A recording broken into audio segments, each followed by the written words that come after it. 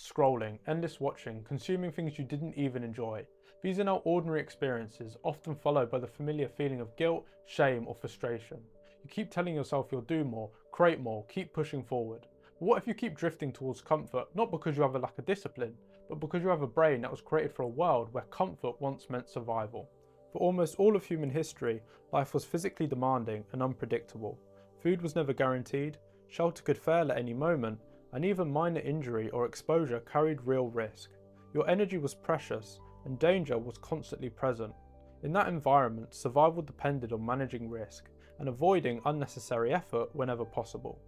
Behaviours that conserved energy, reduced exposure to threat, and kept people close to shelter weren't weaknesses, they were intelligent strategies.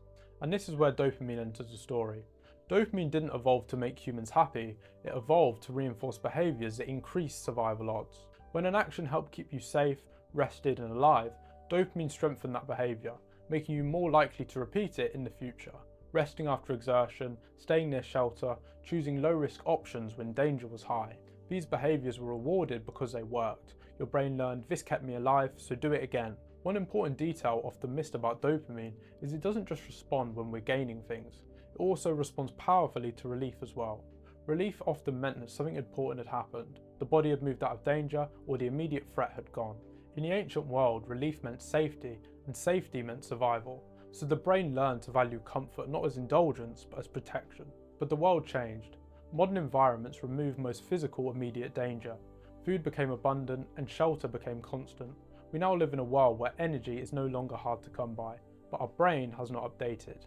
Today we live in cities built for stability and convenience. Danger is rare and comfort is everywhere. Screens offer effortless stimulation, entertainment is endless and relief is instant. And all of it activates the same ancient systems that once helped humans survive the wild. The problem is, your brain doesn't understand that society has changed. It still believes that energy needs to be conserved, it still prefers low effort relief, and it still treats comfort as important for survival. So when you reach for your phone or drift into passive consumption, your brain isn't sabotaging you, it's often following ancient instructions. The behaviours that you feel ashamed of are often the very same behaviours that your biology was designed to reward. But modern life now asks something different of us. To thrive in today's world, you have to have sustained effort, delayed gratification, and discomfort now for reward later. And that directly conflicts with a brain optimised for survival and not growth. Pushing yourself feels wrong at a biological level, because for most of history, it would have been risky. This isn't about rejecting comfort, and it's not about blaming biology. It's about understanding the mismatch. Your brain is still trying to keep you alive in a world where survival is no longer the main challenge.